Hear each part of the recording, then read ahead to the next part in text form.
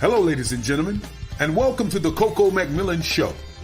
You may have seen her in Morocco, New York City, Los Angeles, California, Detroit, Philadelphia, Chicago, Las Vegas, Nevada. One of the background singers for Mickey Howard and the late, great Gerald Levert. Ladies and gentlemen, your host, the beautiful, the wonderful, the spectacular, Miss Coco McMillan.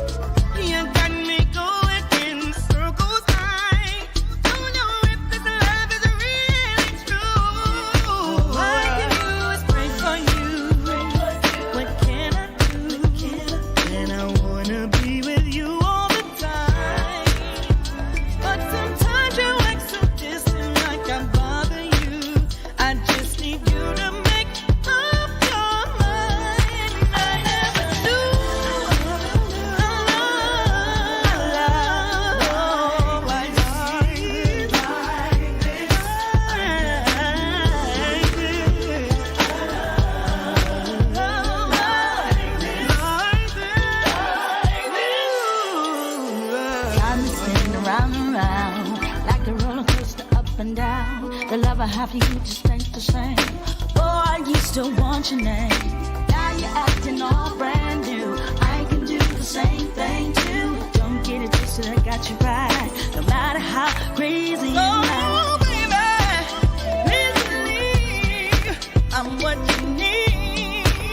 You're my everything. You gave me your whole heart right from the very start.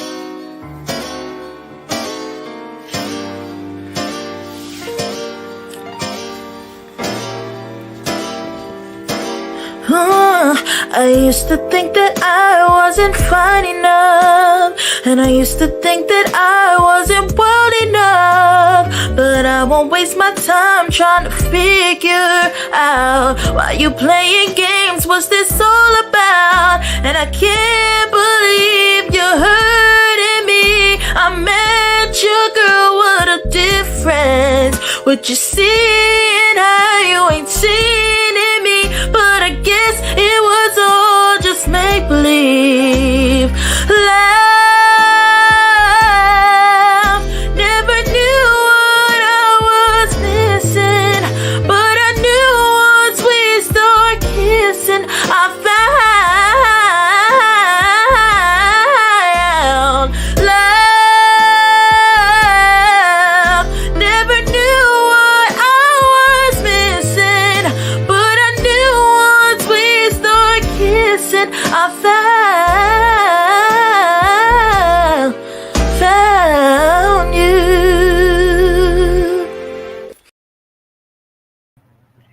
Good evening, everyone, and welcome to the Coco McMillan Show where we make it happen.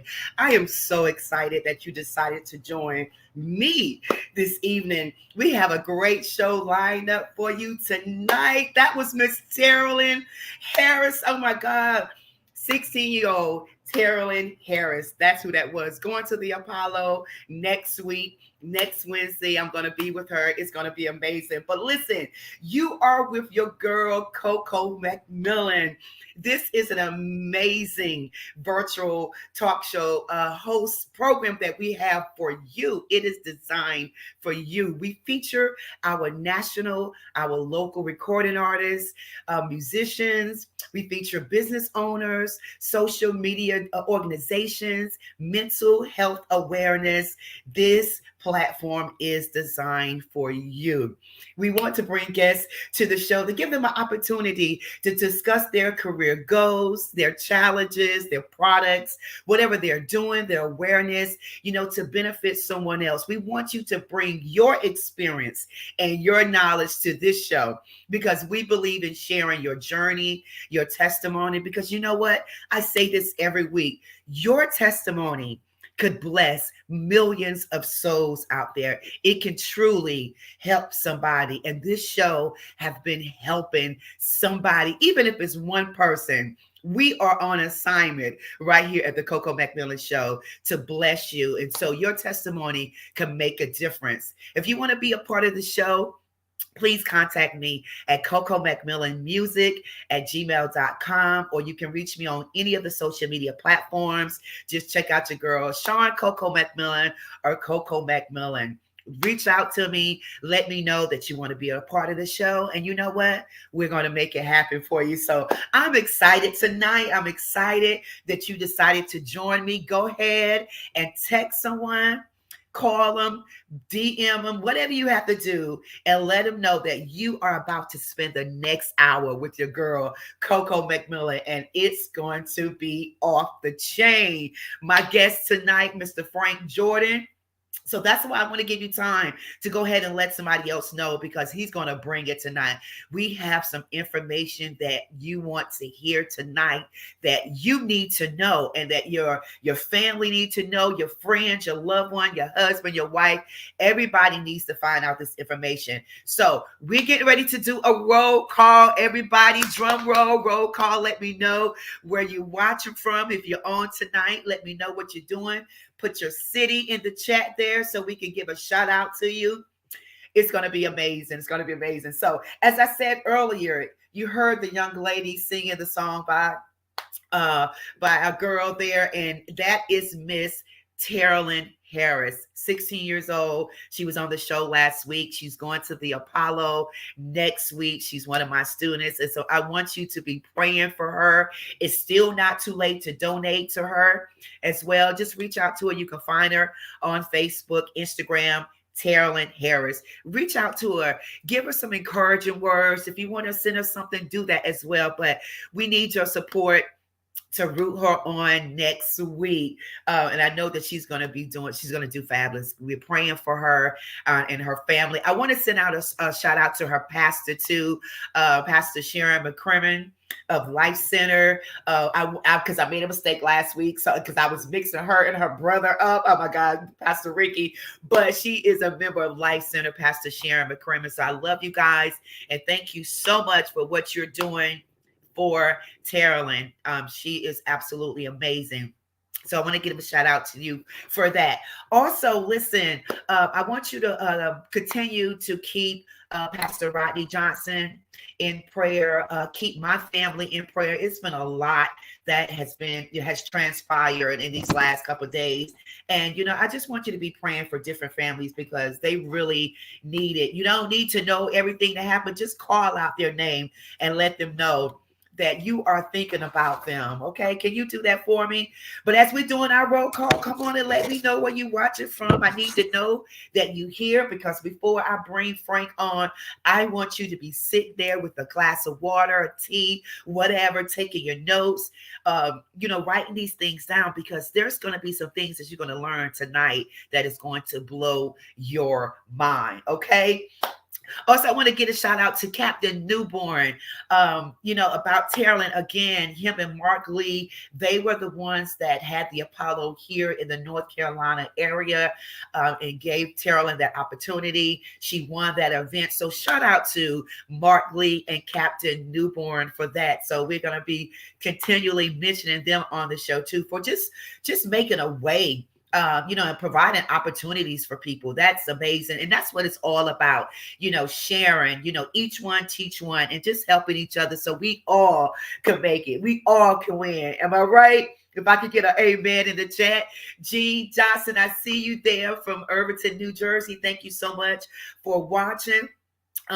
This weekend, as you know, Juneteenth is going on, all of the celebrations. I am going to be performing tomorrow night at Carolina Pines. That's in Raleigh, North Carolina. I think the address is 2305 Lake Wheeler Road in Raleigh, North Carolina. I'm going to be performing there at the Juneteenth karaoke celebration.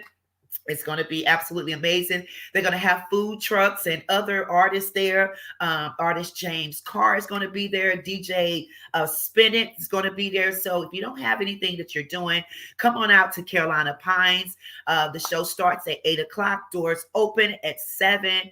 The admissions is $10 if you bring your own chair. Now, if you want them to provide the seating, it is $15. So if you're not doing anything, come on out, join us tomorrow night at the Carolina Pines. And also, participate in any of the Juneteenth events this weekend. And so that's why this day is so important, and it's the right timing for Frank to be on the show.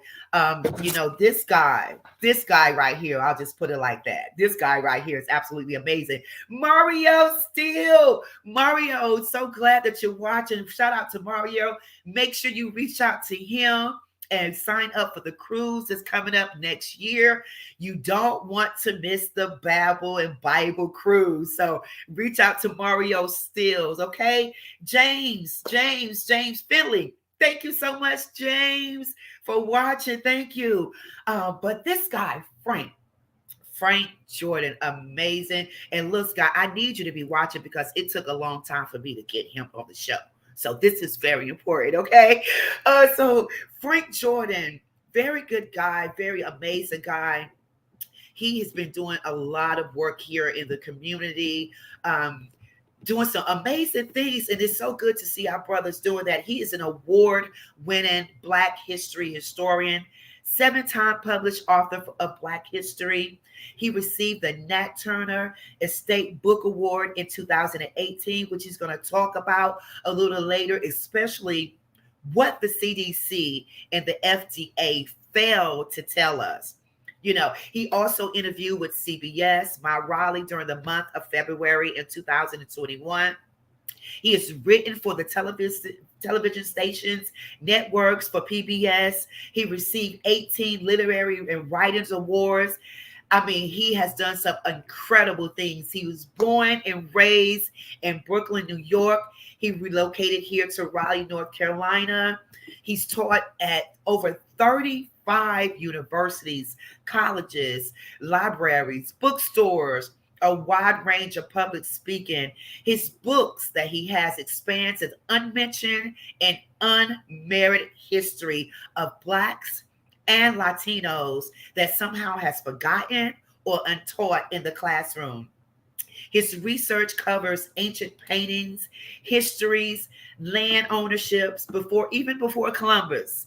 It includes toxic food ingredients, unknown Black and Latino scientists, engineers, craftsmen, mathematicians, hundreds of unmentioned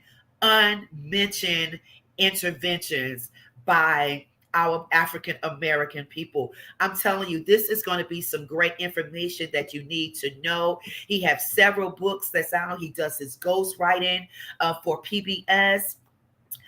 2012, he became a publisher and an author. He just keep doing it over and over again. He has his independent sold over like in 42 independent bookstores. That's amazing. You can purchase his books on Amazon, Barnes and Nobles, all of that good stuff. I want to introduce to you Frank Jordan, but listen, before I bring him on, and you can go ahead and continue to put in your chat where you're watching from, but before I bring him on, I want to show you this clip. Check this out.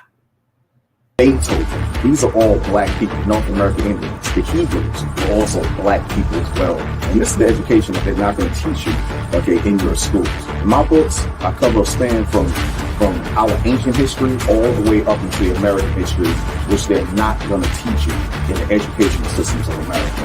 These are not your teacher history books. Author and historian Frank Zakon Jordan book collection is now available on Amazon. Wow. Yes, without further ado, Mr. Frank Jordan. Hey, all praise to the Most High, first and foremost. And thank you so much, Miss McMillan, for having me. It's a pleasure. Thank you. My pleasure. Thank you. Thank you. I was like, am I going to be able to get him on the show? And I'm so glad we went through that to make it work. So thank you for taking time out your busy schedule to, come on the show and talk about this. Listen, I want you to teach me tonight because you have done some extraordinary work. You've been on several podcasts. As I heard earlier that you was on with Maxine and you was on with CBS, but I want you to take us back to the beginning when you was in Brooklyn, New York, and tell us all about Frank. How did you end up here in North Carolina? Where did you go to school? What were you doing in Brooklyn? All that good stuff. I was born and raised in Brooklyn all my life. In 1980, the school I went to, actually, I talk about the public schools and the educational systems a lot, especially going back in the 70s, living in Brooklyn.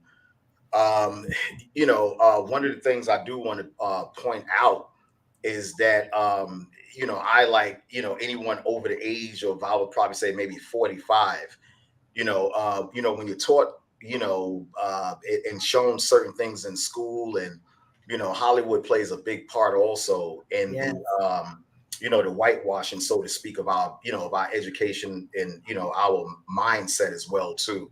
Right. If you're shown, Little House on the Prairie and the Brady Bunch and Bewitched all your life, you start to, it subconsciously gets in your head, certain ways how to act, how to be, how to dress, and even to some degree, we may say, even to conduct your household as well, too. That's right. That's right. And also at the same time, too, one of the biggest, I would say, things that ever actually, happened to me was in 1989. I was actually downtown Brooklyn on Fulton Street in 1989. Fulton Street, wow. Yeah, Fulton Street, right in front of I forgot the shoe store that was there, right in front of Fulton. It was a shoe store that was there, but it was across the street from A&S. Okay. Right, and ran into these magnificent brothers that I'm still affiliated with today. Was my Hebrew brothers. So they showed me a different trajectory on life. They showed me a different trajectory on how, biblically, who we are, biblically, that the Bible really is it's proven to be a black man's book. So once that was instilled in my mind, in my brain, to today, still go out and teach, still go out, pounding the pavement, letting people know who they are. And, it's been a 35-year journey, for me. Wow. Wow, that's amazing. 35 years. 35 years. 35 years. Wow, Cass. What's up, Cass? We got some Brooklyn, we got some New Yorkers in the house that's chatting in. Cass is on with us. Blair, thank you so much for being on. We're going to show your video at the end of the show, so make sure you hang out. Evangelist Scanyers, New Jersey in the house. So listen, we got them coming out. Frank. So you're in Brooklyn, you're in New York, you went to school there. What made you want to really, continue on, in history and, to write the books and even moving down here to Raleigh, North Carolina? What made you want to do that? Well, New York, look, listen, New York is not the most quietest place in the world. And, your people that's probably watching, they'll probably tell you New York is a very busy place. Yes. And if you're at a certain point in your life where you just want, the solitude and you want the peace of mind, pretty much the South is still the way to go. If you want to, pretty much just get away from it all and you just want to, Yeah. keep your mind and you want to think a little bit more. Yeah.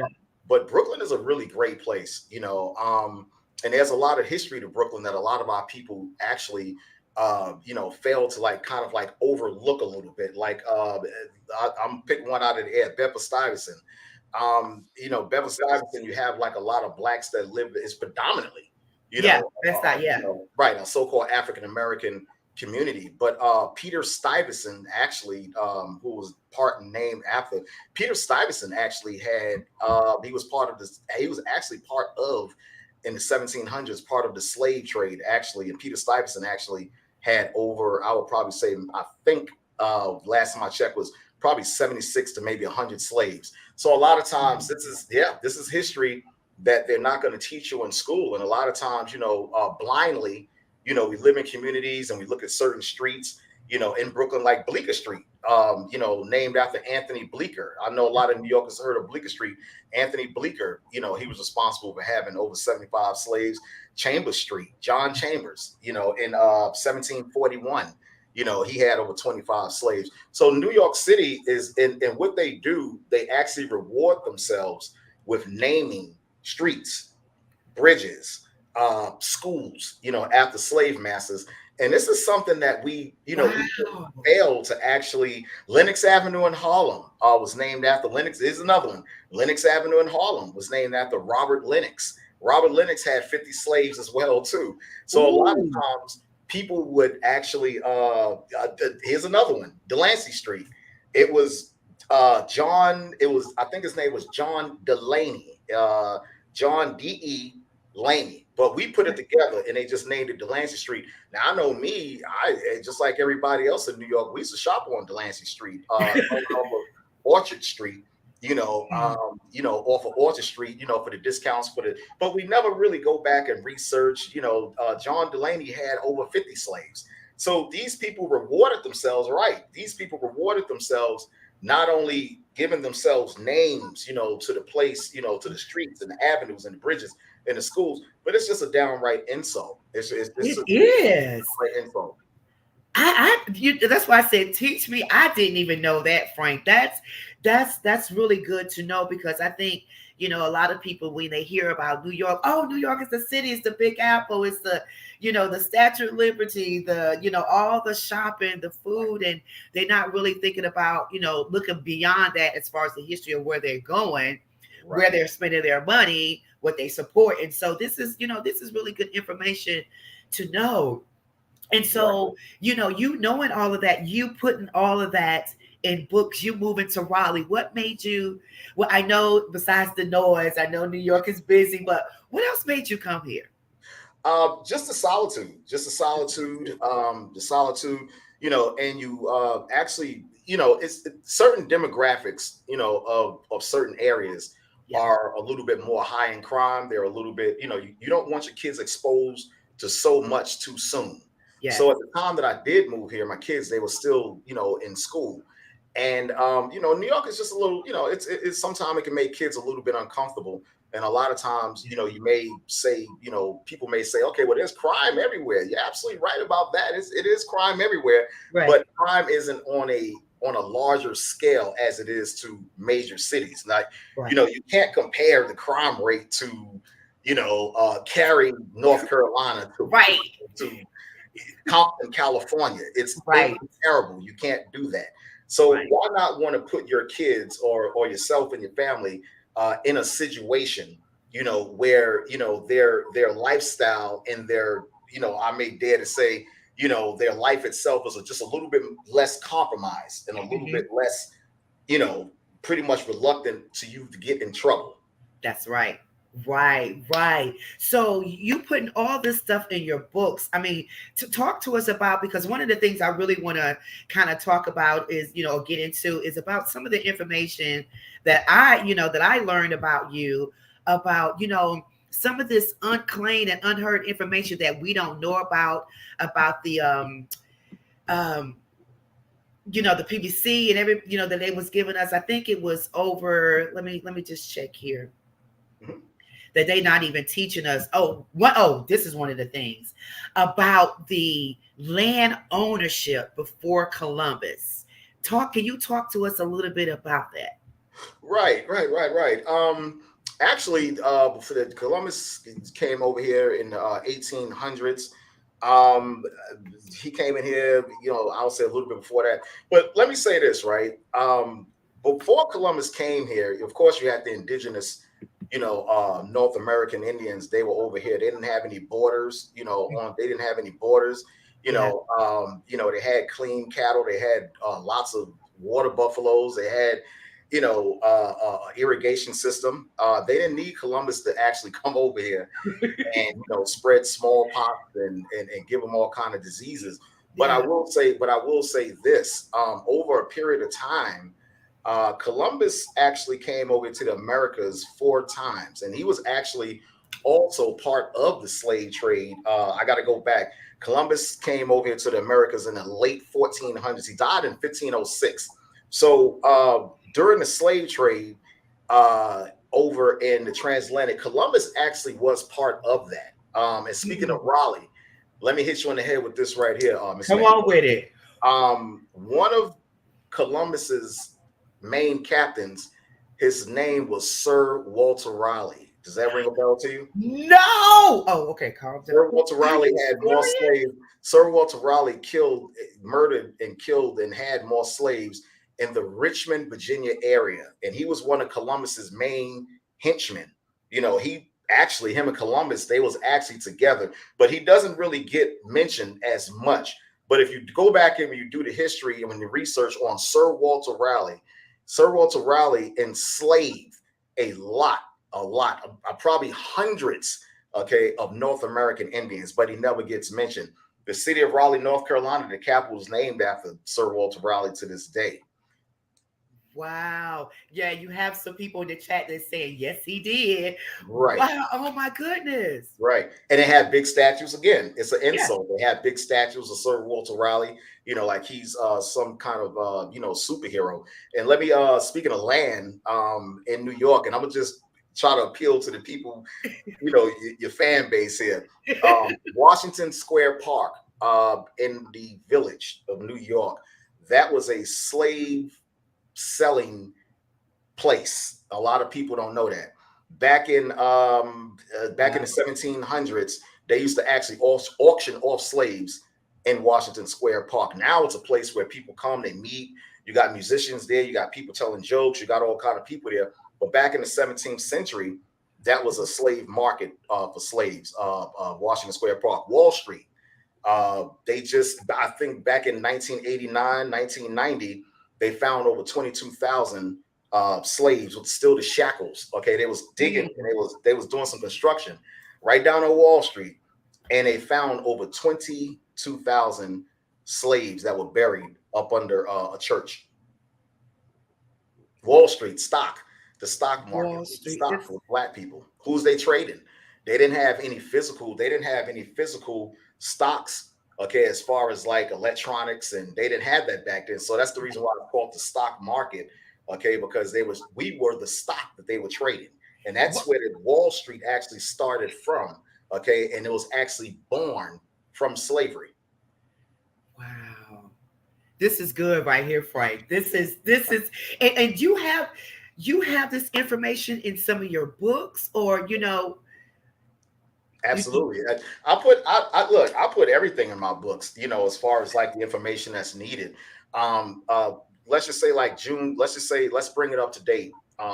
Everybody's talking about Juneteenth.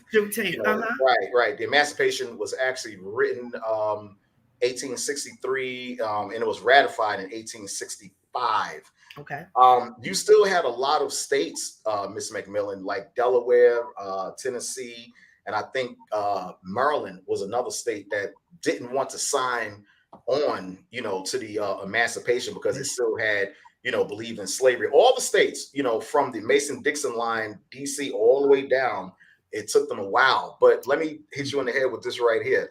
After the emancipation was signed in 1865, you had people that were actually still slaves. They called it slavery after slavery. One of the main places I'm gonna make mention is down in Natchez, Mississippi, where they call this place the Devil's Punch Bowl, where you had the Confederate soldiers down in Natchez, Mississippi, that rounded up over 22,000 women, kids, women, kids, and men, and then put them back into slavery, into worse slave camps. And to date, the United States actually has held more slave camps than Germany during the time of Hitler. But this is something that they won't tell you. This is actually something that they won't tell you. Germany, let me tell you something. Germany had slave camps, but not nearly as much as the United States. And Natchez, Mississippi, I visited that place when I wrote this book right here called Oh Say Can You See? Yes. It's called The Unmentioned History of Terrorism on Blacks in America. And that was a terroristic act because after they got done with the women and kids, and they threw them over a cliff and murdered them. And to this day, that cliff is still there. It's called the Devil's Punch Bowl down in Mississippi. If you ever get a chance to visit that place. And they were slaves after the emancipation was signed, over a period of 7 years, maybe 10 years, they were still slaves. And some of the slaves wrote, they said, we rather would have been back on the plantation, with Massa. They said because the Confederate soldiers were horrible to them. Oh my God. This is blowing my mind. And we got to, so Mara said, bring it out, Elder. But there's a question in the chat that's saying, what do you think about Fort Bragg changing their names? I think they changed it to Fort Liberty. Right. What's your feelings about that? Hey, listen. You listen. You would listen. The entire United States structure would have to. The entire United States structure would have to be changed because listen, George Washington, as we know, George Washington had over 300 slaves, as we know. How many George Washington bridges? How many George Washington high schools? How many Washington colleges? Would have to be eradicated. Would have to be eradicated from existence. If we went that route. And this is things that people just don't understand and they really don't, really consider. Like they had UNC in Chapel Hill, what it was like about 4 or 5 years ago, Coco. They had the guy, Sam Hill. That was, he was Confederate. He was Confederate. Yes. And everybody made a big deal. Oh, Sam Hill, he got to go.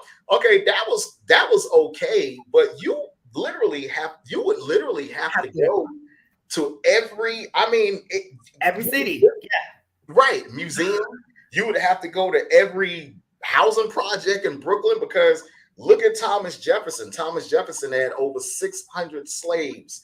His grandkids are still living to today.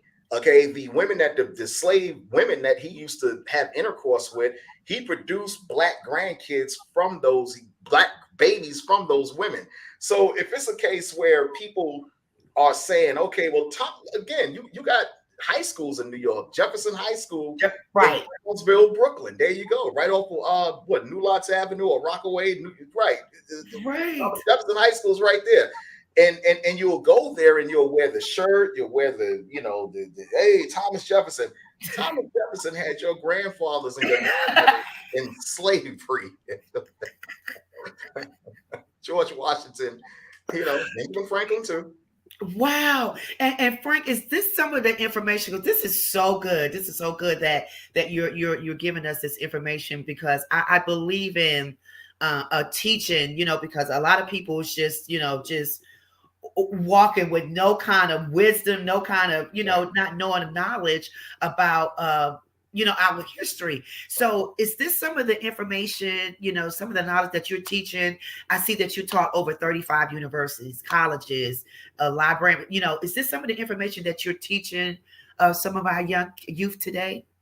Absolutely. Hey, listen, that's a good point. That's a good point, Miss McMillan. Absolutely, because the best way to hide the truth is to lie.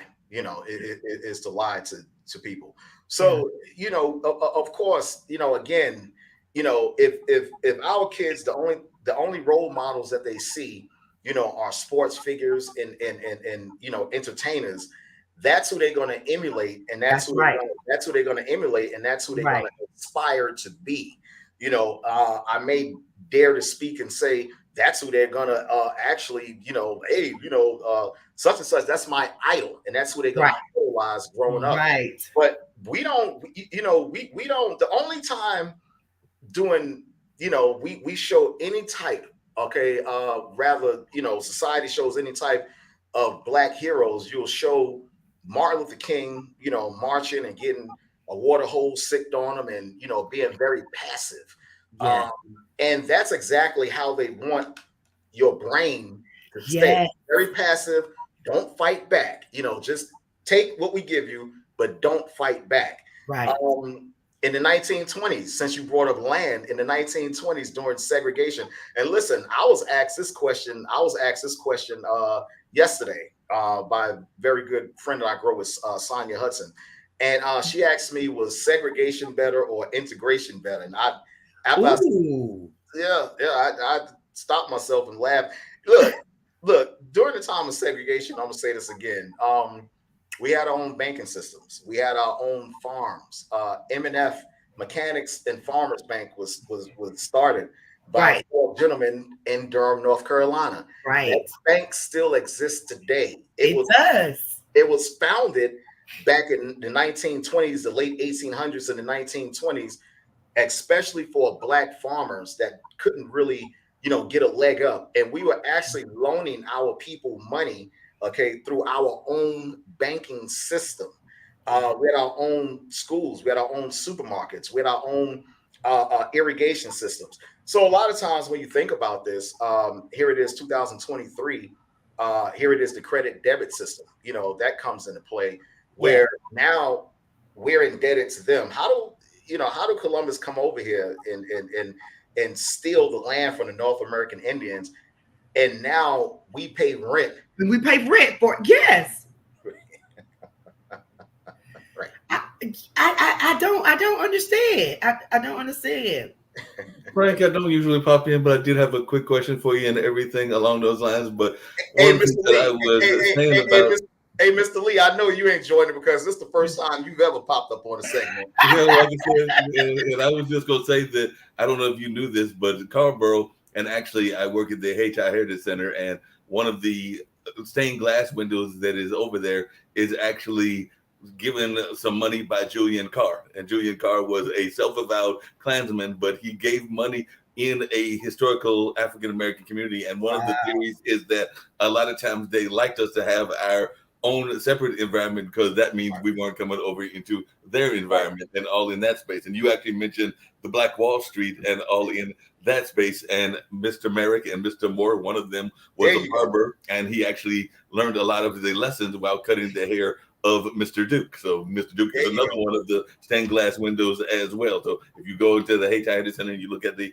stained glass window, you will see one that has the name of a person that literally was a person that backed the Klan, and he actually literally said that he backed the Klan in a lot of his written statements, and that is who Carrboro, which is next to Chapel Hill, is named. So it is actually named after Julian Carr. You're absolutely correct. Let me tell you something, Mark. You're absolutely correct. And look, let me add to what you just said. The highway, the Durham Freeway, I think, what is that, the 751? I-47. The I-47, that was actually erected right through East Parish Street. Now, I'm from Brooklyn. I learned about Black. Well, first of all, let's just get this out. Durham was the first Black Wall Street in America. Okay, not Tulsa, Oklahoma. Tulsa, Oklahoma was actually, a lot of people refer, and a lot of people look at Tulsa, Oklahoma and say that's Black Wall Street. They actually copied off of East Paris Street here in Durham. Durham was the first Black Wall Street that ever existed. Wow. Wait a minute, Frank. Teresa, on. if you're out there, listen to this. Can you say that again, Frank? Durham was what? Durham actually had erected, the very first Black Wall Street. Tulsa, Frank, I've got to ask you a question historically, and I don't mean to disagree, but I have some friends that are from, ironically, New York, and they will point to one that might have been before Durham called Seneca Falls. So there may be an argument to whether Seneca Falls might have been Durham, right in but Central Durham Park. is definitely right in Central Park. You nailed it. You nailed it. Right. That's right. It was actually, I think it was actually over 150 acres that was actually located and centralized. No, Mark, you're right on point. That was actually centralized in Central Park. Okay. And that was a Black community. Okay. That was in New York City. The only thing that it lacked, it didn't have the resources, as many resources as Durham, North Carolina, but they were very big on farming, and it was a Black. You're right on the money with that one. You're right on the money. Good. Black Wall Street in Tulsa, Oklahoma was just a little bit more commercialized because they came a little bit later on in the late 1800s, just a little bit later on in the 1800s. But the first known Black Wall Street for commercializing, for trading produce, for having barbershops, movie theaters, was right here in Durham, North Carolina. Yeah, I'm gonna let you go back to Coco with the other thing I was gonna add to it before I bounce back. Both Booker T. Du Bois and Booker T. Washington did mention the fact that they admired what was being developed here in Durham, and they both, who are historical figures in and of their own right, admired for different reasons, because one was more into the talented 10th and the other had a different way of methodology in terms of our development. But both of them did praise Durham for its development. Right. Good. Absolutely. Look, Mark is absolutely correct. And look, let me hit you with this too. Booker T. Washington was part of that, the development of Black Wall Street in Durham. He was part of that. So you have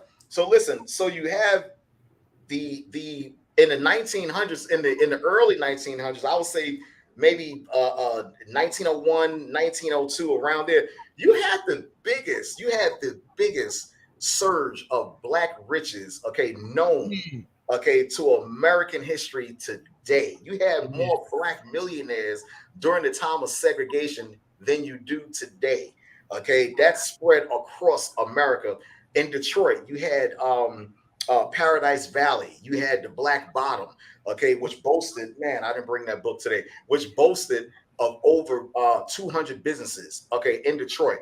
And so what they do, Ms. McMillan, is very simple, When they feel that we're supporting, and we don't really need to allocate our dollars, to them, because like I said yesterday, the Black dollar recycled within the Black community back then over 375 times.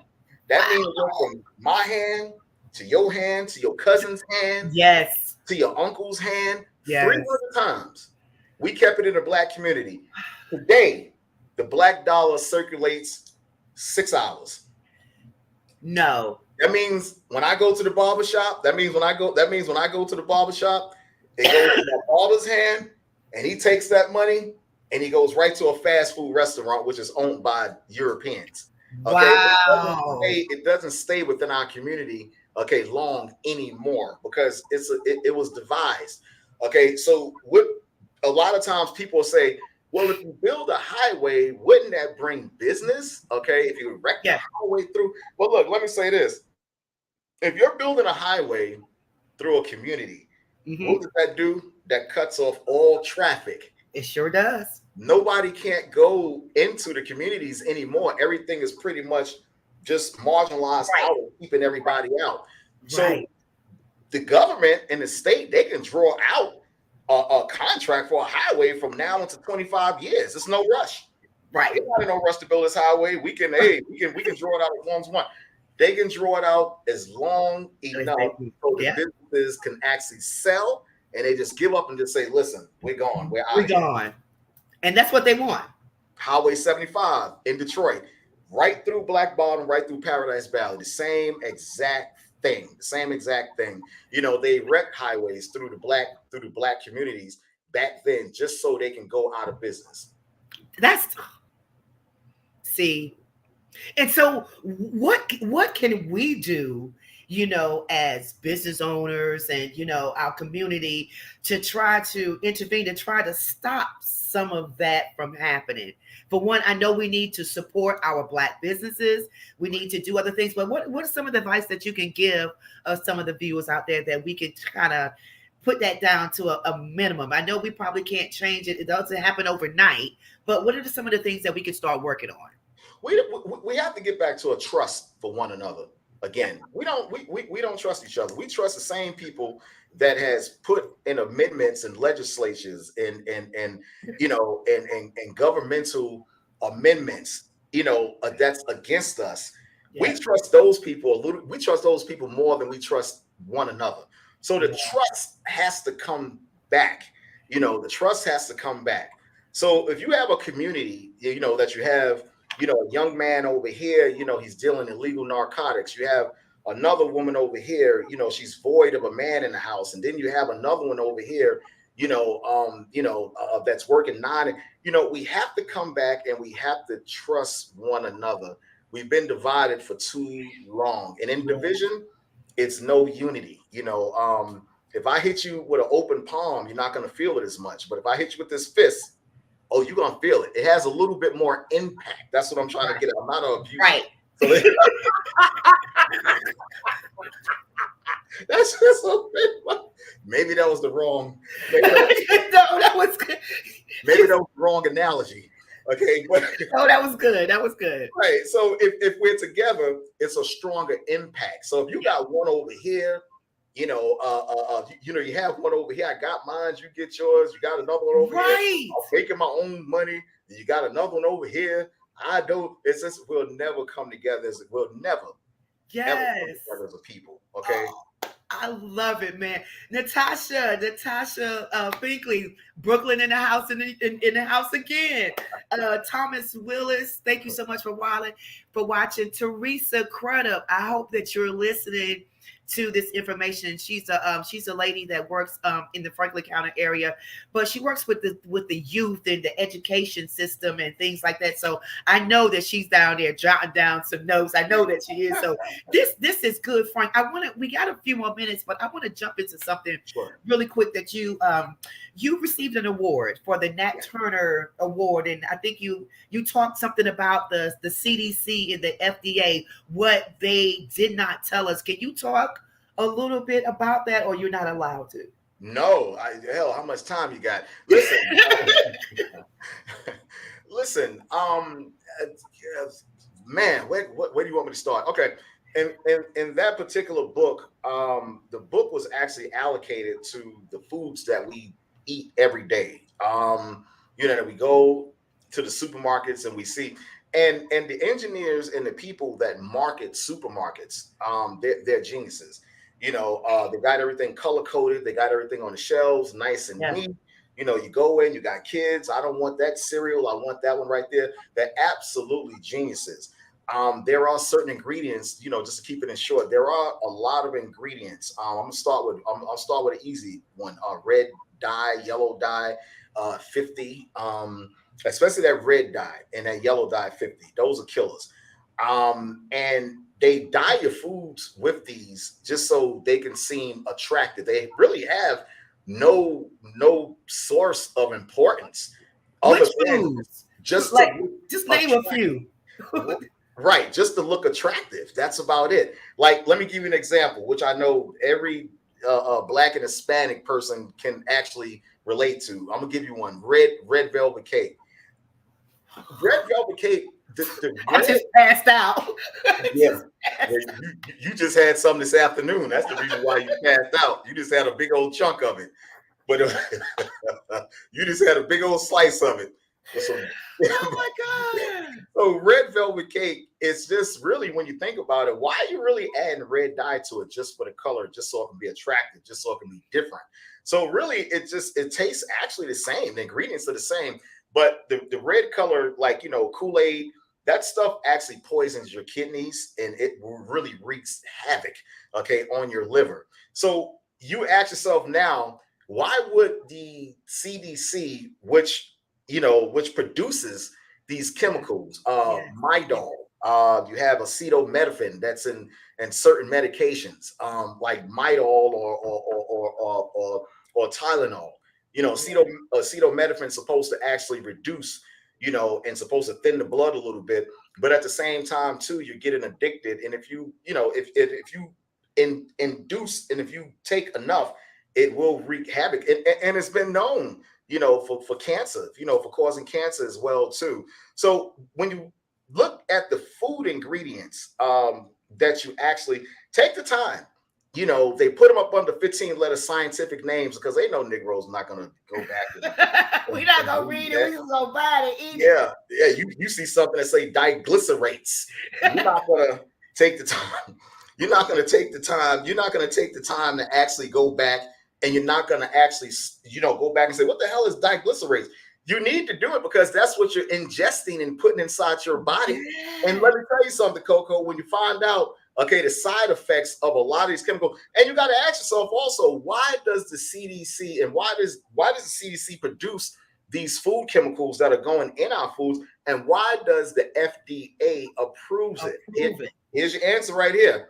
They work together. You got the you got the CDC. Yeah. Which approves the chemical vaccines. They approve a chemical, foods, that go.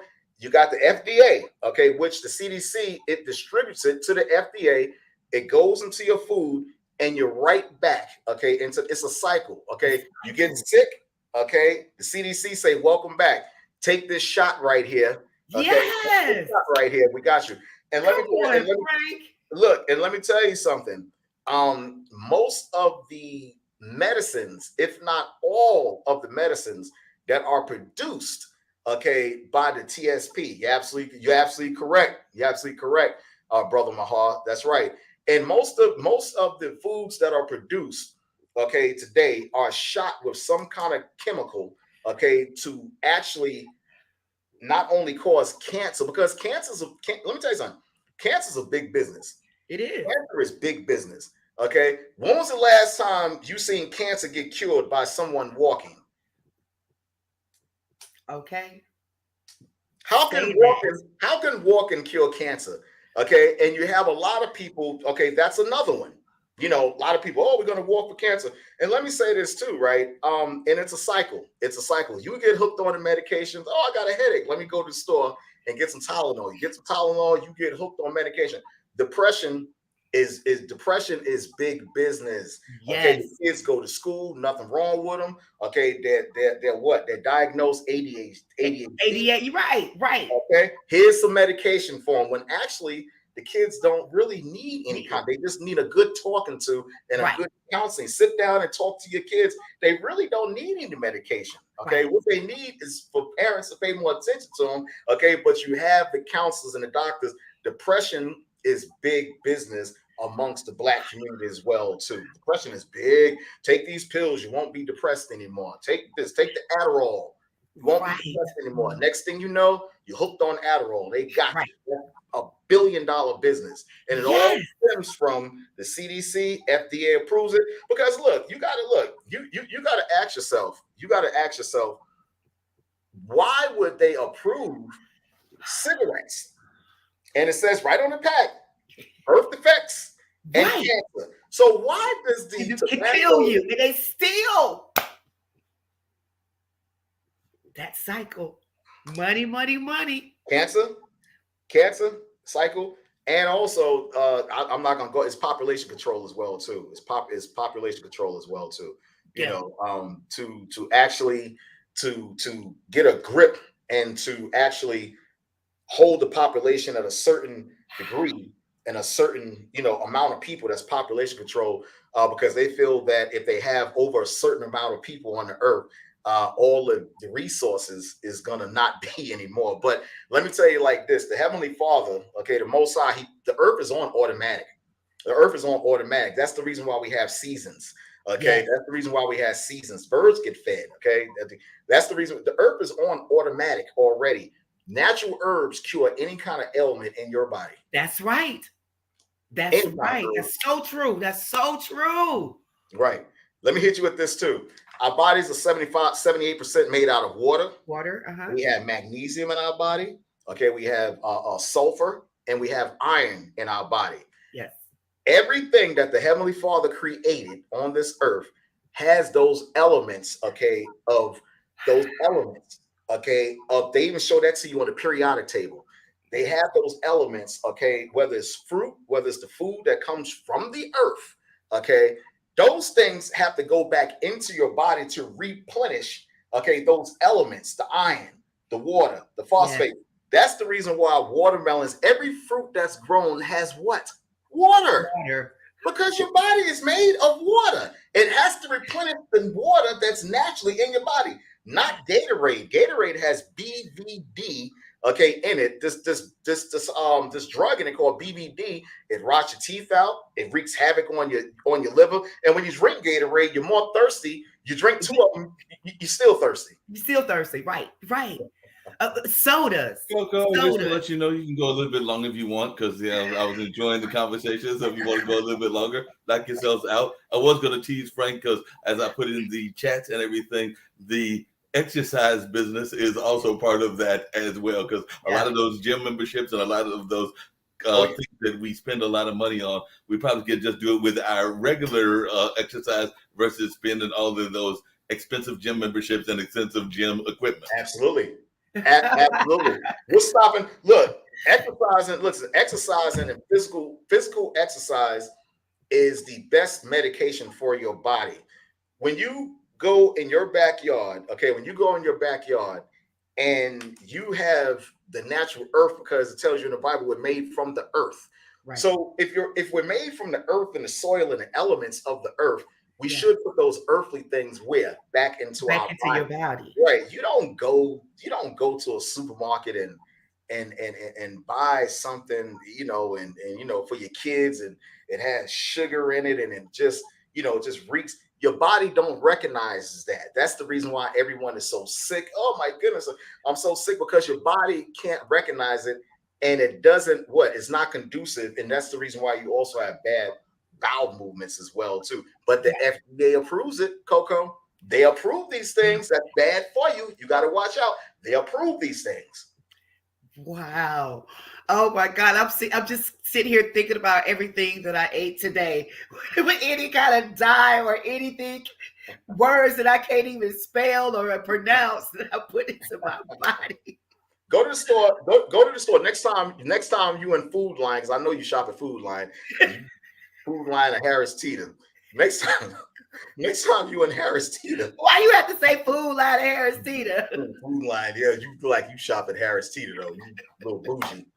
You just go to they're on Whole Foods. You like a Whole Foods, Publix. Yeah.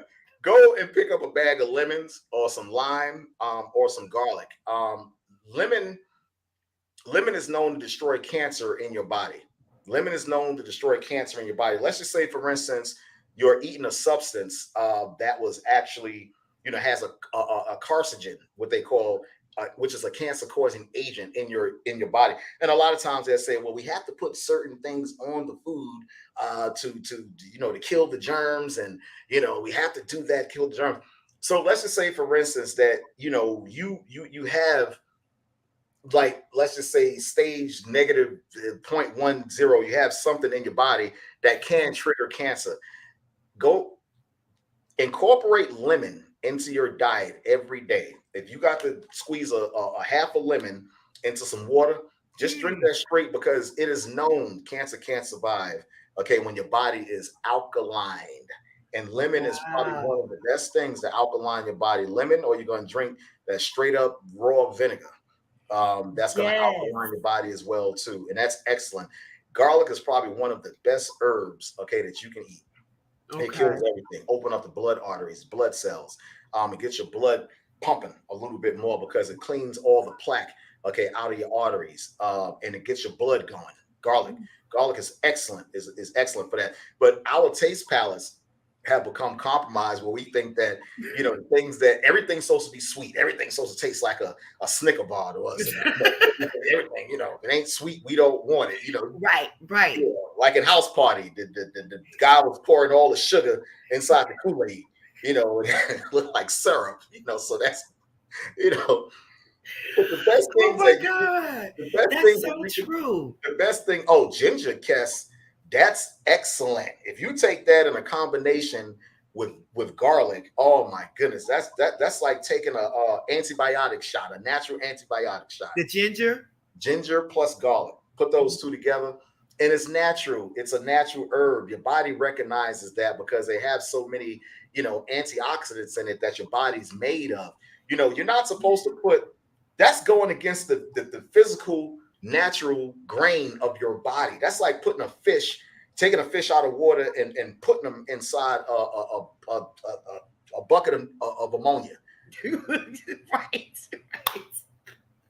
It's the same thing. Your body doesn't recognize certain things because your body is made up of water, okay, magnesium, sulfur, iodine, okay. That's what your body's made up of. Those 4 elements, those are the 4 main elements that your body is made of. And everything, again, remember this, you don't remember nothing else, Coco. If you don't remember nothing else, give me 1 second, okay? Okay. All right, give me 1 second. Yes, this is so good. Cass, this is so great. Thank you guys out there for watching TJ. I hope you guys are taking some notes because it's definitely helping me. Lemon, garlic, ginger, 3 most important things that you can put in your body, and stop eating and drinking all these dyes that they're putting into our food and into our drink. So that's a no-no, as he said earlier. But lemon, garlic, ginger, the top 3 there. So thank you so much for your comments. Everyone is commenting on it because this is really good. He's educating us today, and that's what it's all about, especially with our bodies. Our bodies, it's the temple. It's the temple. So we need to make sure that we put in the right things and natural products. We can't talk enough about the natural products. You taking all these pills, a pill for this, a pill to wake up, a pill to go to sleep, a pill for this. But if you started eating healthy and, taking the products, it would definitely help your body. So Frank is here to tell us that today. He's been giving us some great information. You see his information at the bottom of the screen, how you can contact him, Frank Jordan. He has numerous of books out there on Amazon. Make sure that you reach out. Thank you, Marta. Thank you so much. If you eliminate soda, Hi, Miss Bass. Hey, Mama. How you doing? Thank you so much for watching. Eliminate soda. Oh, thank you. He said if you eliminate soda, you just added 10 more years to your life. Wow. So for all my peeps out there, Kashana, Irvington, New Jersey, no more Pepsis. No more Pepsis, okay? No more sodas, no more sodas. That would add to, you just took out 10 years of your life. So it's very important. And as he said, water makes up the body. So we got to continue to eat right, to eat healthy, to research for things that's good for our body, especially natural products, So do that. Cass stopped drinking sodas in 2004. That's all right. What about them sunflower seeds, Cass? But that's great. She stopped drinking sodas in 2004. So, and we all know the sodas is not good for you, make you bloated. And again, if all this diet, everything that's going on in it. So you got to promise me that. And so if you have some more remedies, go ahead and put it in the chat while we wait for Frank to come back to give us his last final comments. But go ahead and put it in the chat as well. While he's doing that, Father's Day is coming up this weekend. Father's Day, please make sure you reach out. Ken says she's working on them sunflower seeds. Make sure that you love on someone this weekend, a father or someone that's a father figure, whether it's an uncle, a brother, a friend. Make sure that you show them some love this weekend, celebrating Father's Day. We all need to do that. Just showing some love to all our great fathers, especially for me. Happy Father's Day to my dad. I'll show my father figure. These men have been a part of my life. That's really been helping me on my journey. Pastor Melvin Jackson, Pastor Rodney Johnson, Even when I was in college, Dr. Carter, and please keep him in prayer as well.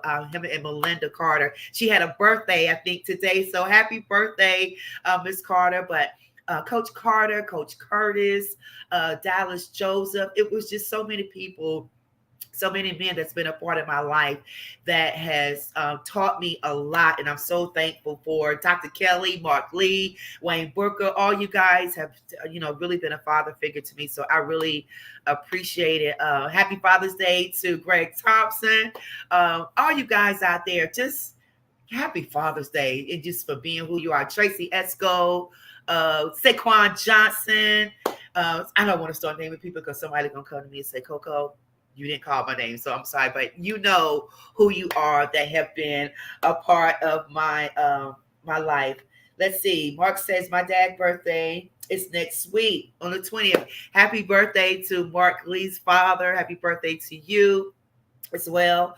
And we're waiting on Frank to come back to give us some information.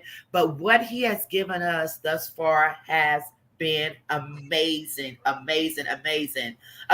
He's back. He's back. What you got to say on that, Frank? What you got? Where was I at the garlic? Yep. You said you want to share. You say you want to share. You say if I don't remember one thing, remember this. Remember that your body needs those elements to be inside your body because your body recognizes that. So when you put magnesium, water, and remember this, every fruit, whether it's apples. He said, whether it's apples. Happy birthday, Miss Gloria. Her birthday is tomorrow. I'll just give a shout out to her. Okay, Frank, whether it's apples. Yeah, whether it's apples, and I do apologize. No, you're fine. Whether it's apples, watermelon, anything that comes from the earth, it has water to replenish the natural ingredients and the natural elements in your body. Your body doesn't recognize the things that are man-made, only made by the Heavenly Father. Wow. He made us, not man. That's right. So, that's right. So guys, put that in chat. Say it one more time. Frank. He made us, not man. So wouldn't he know what goes into what he made? Yeah. Wow. Apples. Oh, this is so good. And I know I'm going to let you go. I know we are certainly over time. I just want to ask you one more question. That something kind of stood out to me when we talk about people that we didn't even know, that like Mac musicians and history about these people, unmerited. Can you talk just a little bit about that? Yeah, I mean, I had a conversation with someone the other day. It was this guy that was landscaping. He was landscaping, and he had like a really nice lawnmower. And I had told him, I said, a black man by the name of John Burr invented the lawnmower. And he looked at me like I had 3 heads on my shoulder. and so I had told him, I said, yeah, look it up. I said, John Burr invented the lawnmower. So he looked it up and he looked at it, he said, my goodness. You have, I see you writing it down. Yeah, you said John Burr invented the lawnmower. Robert Fleming, another black man, that invented the guitar, not the Fleming Company. And I'm gonna show you some things outside of this book right here, real quick, since I have your attention. This is some art, that they don't show you. But matter of fact, they won't show you. Like this is a picture. Let me find a real good one. This is a picture that's over in Rome of Matthew. Matthew, that's in the Bible, and Bartholomew. This is a picture that's over in Rome. Okay. Let me get it. There we go. Okay. All right. Matthew is on the right. Uh-huh. All right. Now, what does that look like to you? You're like a brother? Look at that nose and look at them lips. Yeah, it does. I was looking at the nose. Absolutely. let me show you something else. Wow. This is a picture. This is an icon of another icon of Matthew, and this is an icon of actually King David. That's over in Russia. And if you saw this picture, okay, in color, okay, the paint tone is actually dark. It's a dark brown. And just to back that up, and all of this is in my book, just to back that up, here's another picture of King David over in Rome as well, too, playing instruments. Because you know King David actually used to love playing instruments. Look at that. Look at that. Even the way he holding it. Absolutely. And over here in the United States, they're not going to show you stuff like this. They're not going to show you stuff like this because, like I said from the very beginning, the best way to brainwash it's a lot of people. It's a lot of them. If you lie to people, that rips away their self-esteem. Shakespeare was a black man. Casanova was a black man. Yeah. You don't believe me? Watch this. One more. Just one more. Watch the first King Charles of France was black.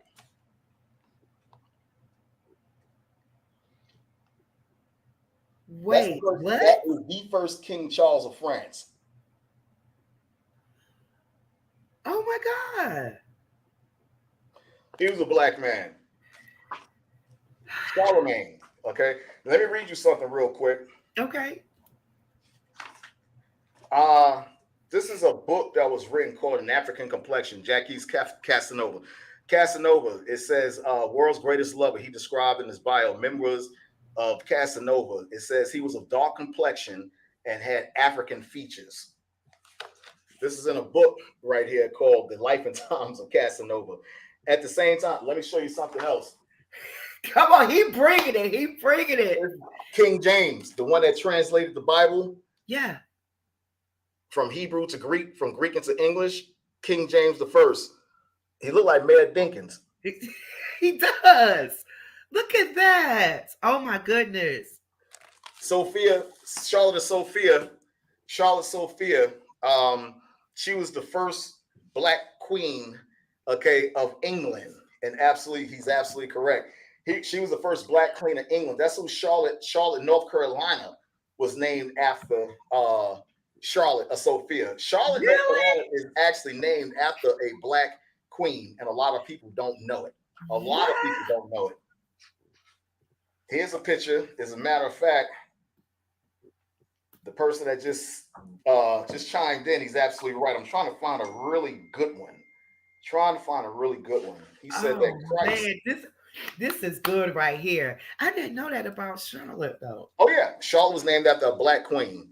Okay. Charlotte was named after a black queen. Okay. Queen of Charlotte. Queen of Charlotte. You need to turn these books into movies, Frank. That's what I see. We got to see the visual of this. This is a picture of Aaron and Moses. Okay, if you see the picture in color, okay, it's dark. They have dark skin. Moses is on the left, Aaron is on the right. Yeah. Wow. Also, Christ, black man. Okay, when you go over there to Russia, inside their cathedrals, nothing but black people over there. This is another picture of King David. This is on a plate. King David. And you can, let me try to get a little closer. Yeah. Lips. Yes. Wow. And that's why someone just said in the chat, Woman King was real. Oh yeah. Solomon, Matthew, David. So you got to ask yourself, why do they want to eradicate Latino, okay, and Black history? When you know that you can do better, you have that. There goes Charlotte is the Queen City now, right? Yeah. Because it was named after Queen Charlotte, Sophia Charlotte. Let me see if I got a picture of her real quick. Queen Sophia Charlotte. Wow, this is amazing. This is gonna be a long show, I see. But it's good because we learning. We learn, Absolutely. each one teach one. Absolutely. Absolutely. This was the first. This was the first princess, actually, Elizabeth, right here. This is Wow. the first princess Elizabeth. On this page, on the other side, it says Elizabeth the First, Yeah. Prince Elizabeth the First. And a lot of people always think her face is a little whitewashed. Yeah. Okay, Yeah. through chemicals on her face, but you can clearly tell that is a black woman because this is the same book that King James is in. Shakespeare's in this book as well too. And what they did, they bleached and they took bleach and they took chemicals and whitewashed the images and took all the, before the 1400s, which was the Renaissance period, when they was actually Michelangelo and Leonardo da Vinci was paid a commission to change all the dark art to white art. To white art. Right. Man, we had a history class today. Nancy Petaway, thank you. Look at Nancy said, what? Nancy said, what? Nancy, if you just jumping on, you're going to have to go back and listen to some of the information Frank gave us today. I'm just, I'm speechless. I'm speechless. And listen, Frank, they still talking about this movie. They saying that you need to put all of this in the movie, man. Let me give you one more for the road. This book right here is called The Life and Times of William Shakespeare. This is one of my favorite books right here. This is one of my favorite books. One of his best friends here, his name was John Combe. His name was John Combe. And this is his best friend, John Combe. Who that look like? Look at that nose. Right. Look at the nose. Look at the hair. Look at the lips. That was his best friend. Now I'm going to show you a picture, okay, of William Shakespeare. And I'm going to explain this picture to you. This is a picture right here of William Shakespeare. Yeah. Right? Yeah. Now you can look around the forehead. You can look around the forehead. You can look around the eyes. You can look around the facial features where still you can see some darkness in him. Right. Okay. Right. The forehead looks a little more lighter because of the bleaching. You can look around his ears. You can look around his eyes, and you can look at his curly hair as well too. And you know that's a black man. Yeah. Oh yeah. Absolutely. Right. And he got an earring in his ear. So that's a culture. That's a culture of black people. His head, he got an earring in his ear. In Shakespeare's play Romeo and Juliet, Romeo depicts Juliet as being dark as the night. Macbeth, they talk about how the people, the Moors. Okay, Othello was another play that Shakespeare wrote. Okay, matter of fact, it's a picture of the Moors in here as well too. Othello. Wow. 35. And this is all in your book, right, Frank? Yes. Okay. Yes. Okay. Yes. That's what I'm talking about. Guys, make sure you're taking down his information at the bottom of the screen. We have to during the Elizabethan period. Yes, we got to take our credit back, Frank. Okay. During the Elizabethan period, Shakespeare made a play, okay, called Othello. Okay, and he depicted the Moors as being dark people. Oh my gosh. I agree. Listen, Kat, when she says we have to take our credit back, parents, get these books. Make sure y'all get these books from Frank to teach our kids. Get these books in our homes. That is such a true statement. Absolutely. We have to get them in our home. Hey, Robin, interesting, right, Robin? Oh, say, can you see? Wow. To dumb people down, you have to lie to them. You got to present yourself as the greatest people, okay, on the planet Earth, to make you feel insecure and make you feel subservient, okay, and to bolster your self-esteem down. If we're taught that we're nothing, the movie Rocky and Rocky beating up Big Apollo, damn well Apollo was hitting that man with so many lefts. That man's supposed to have been up out of here a long time ago. But then when they start playing that music, he comes back and there you go. There you go. There you go. There you go. He knocks Apollo Creed out. That's Yeah. Oh my God. Frank, we're gonna have to bring you on for another part too. This has been amazing. Thank you Some of the history that we learned today, even not only with Black, we didn't even get into the Latino We didn't even get into that much about Right. some of the things. Wow, we got so Right. much to talk about. Right. Monoxide. Remember this right here. Monoxide ammonium. This was for everybody in New York City. Monoxide ammonium. When you mix those two chemicals together and when you spray them in the air, it makes a mist of orange. What did y'all just go through last week? When you mix ammonium and monoxide together, ammonium monoxide together, and when you spray it, it makes an orange mist.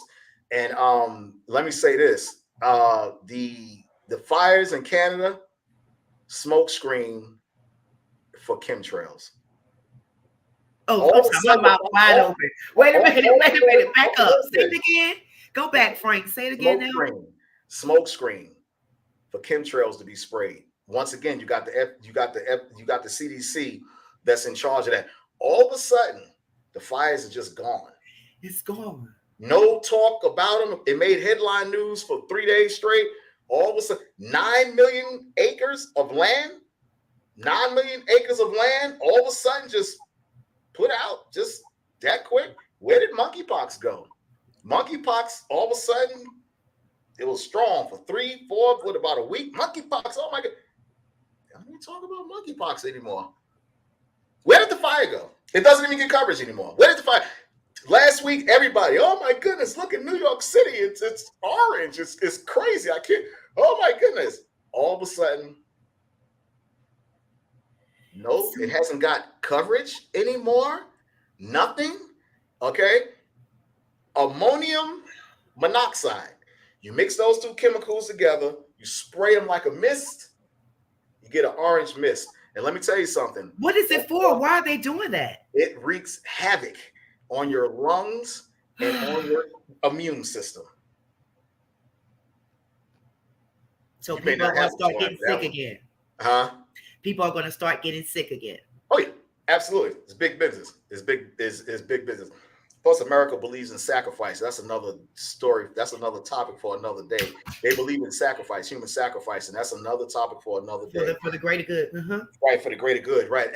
Absolutely. Exactly. So you mix those two. You mix those two together, and that's what you have, an orange mist, and it wreaks havoc on your lungs and on your immune system. You know, COVID-19 part 2.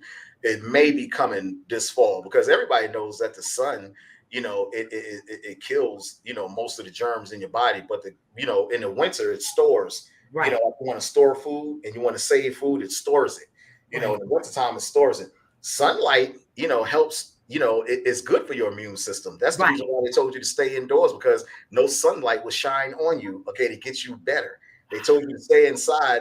You fell for that too. You keep a plant indoors, okay, without no sunshine. Right. What's going to happen to that plant? Right. It's going to die. Our hair is like plants. We need the sun for it to grow. We cover it up. That's it. Stay inside. Everybody stay inside. Everybody stay inside. That's so you can get sicker. Everybody's weak. You need that sun. Vitamin D was a COVID killer. Vitamin D was a COVID killer, and they won't come out and they won't tell you that. They won't tell you that. Yeah. Come on, get some of that good old vitamin D. Let that sun hit it. Yeah. Yeah. Kill it.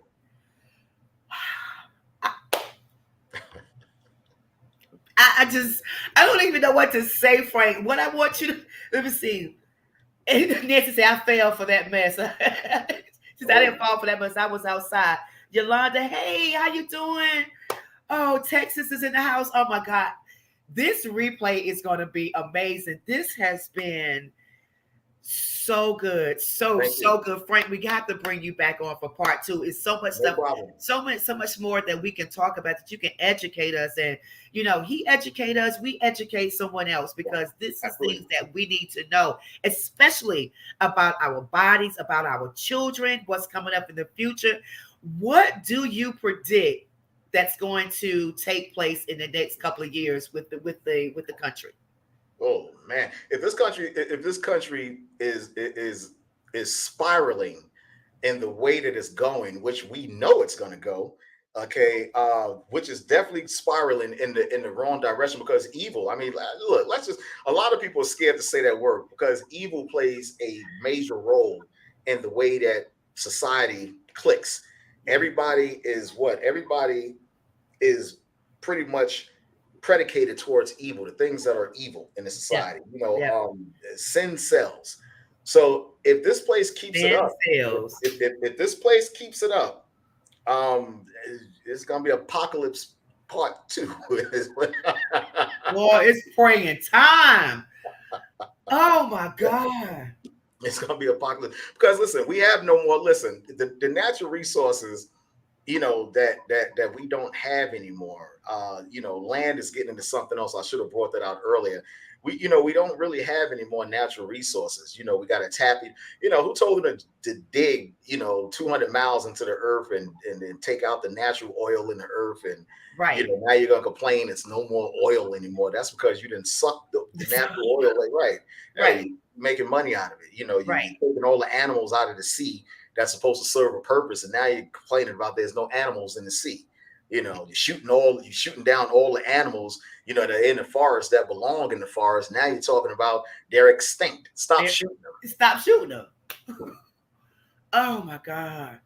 Let me tell y'all something. It's praying time because I believe it. I believe it, Frank. If we don't get it together now, it can really turn even worse than what we have even imagined. They think COVID was bad, what could happen. So listen, Frank, man, thank you so much. Can you tell the viewers tonight how they can reach you? We have the information running at the bottom of the screen, but where they can buy the books so we can get these books in our homes for our children. Tell us how we can reach you. Hey, Miss McMillan, all praises to the Most High, and thank you. And listen, thank you for having me. Thank you for having me on the show. It takes a special person to have me on that show. I'm gonna tell you, it takes a special person to have me on that show.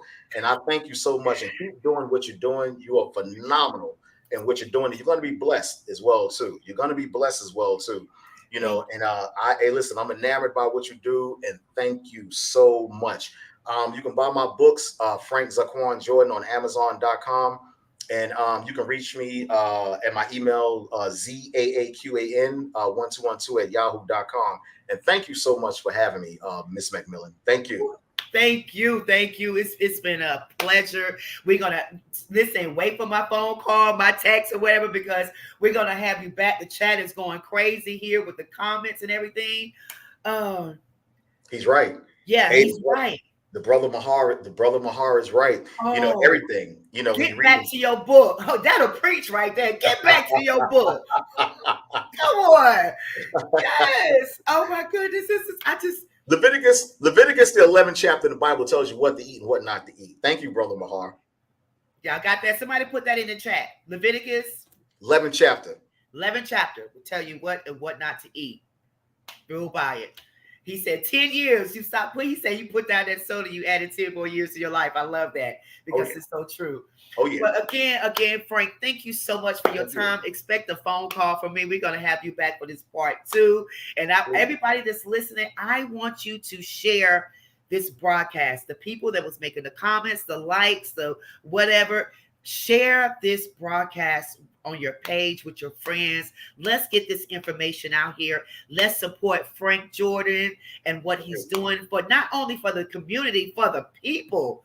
Absolutely. The greater good for us. It's only, listen, each one teach one. And it's only for our best. So again, thank you so much, Frank. God bless you. We love you here. And we can't wait to have you back. It's going to be very soon. Trust me on that. Thank you. I'm going to call you a little bit later on. Okay. Sounds good. Right. Oh my God. This Cass, Teresa, Nancy, Robin, everyone out there. Mark, thank you, Mark Lee, for your comments and jumping on, sharing some information with us. Because again, a lot of this stuff I didn't know. The Queen of Charlotte, about Durham, all of this, the math musicians. Frank has so much to talk about as well with the Latino community too. So he's going to come back and do that. So again, thank you so much for watching the show. Gloria Bass, happy birthday to you. To Mark's father, I think it's Jim Lee. Jim Lee, happy birthday to you as well. Happy Father's Day to all of the fathers out there, the uncles, the brothers, the cousins, the mentors. Thank you so much. Have a wonderful, wonderful, wonderful Father's Day weekend. Again, I'll be at Carolina Pines tomorrow night, 8 p.m., Raleigh, North Carolina. If you're not doing anything, come on out, celebrate Juneteenth with me. And as I always say to you, shout out again to Pastor Rodney Johnson, my pastor, Pastor Melvin Jackson, First Lady Jackson. I always say to you every week, trust in the Lord with all thine heart. Lean not to thine own understanding, but in all thy ways acknowledge him, and he will direct your path. Keep God first in your life in everything you do. Don't let nothing stop you. Just be ready for what God is getting ready to do in your life, because he's getting ready to do some great things. I'm speaking that over someone's life tonight. He's about to blow your mind. So get ready and trust the process. We're going to leave you with the video tonight of Blim Mash. We say thank you for everything. Thank you for watching, and we will see you next week. Be praying for us next week, because we're going to the Apollo with Terrell Harris. God bless you. We love you. Thanks.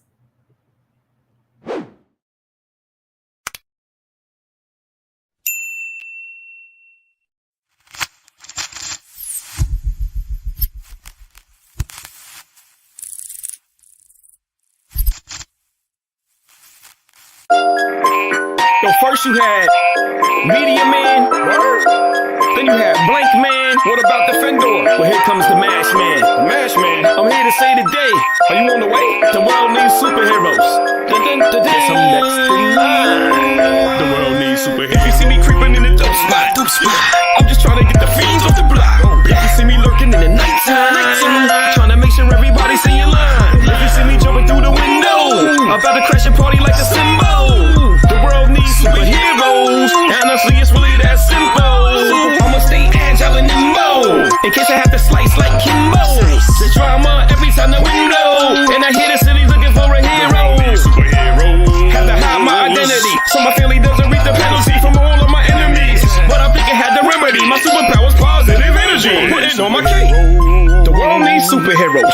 The world needs superheroes. The world needs superheroes. The world needs superheroes. Put it on my cake. The world needs superheroes. The world needs superheroes. The world needs superheroes. The world needs superheroes. I'm putting on my cake. You see me creeping in the dope spot. I'm just trying to get the fiends off the block. If you see me lurking in the nighttime, trying to make sure everybody's in your line. If you see me jumping through the window, I'm about to crash your party like a cymbal. The world needs superheroes. Honestly, it's really that simple. See this logo on my chest, about to save a digital in the stress. The world is a mess, and since we are the first line of defense, I'm gonna make sure I represent Superman Clark Kent. To all my people in my residence, I'm gonna go hard like cement. Make sure the time is spent showing kids that they irrelevant. Hit home run, swing for the fence, be the next president. The world needs superheroes. The world needs superheroes. On my cake. The world needs superheroes. The world needs superheroes. The world needs superheroes. The world needs superheroes. On my cake. The world needs superheroes. The world needs superheroes.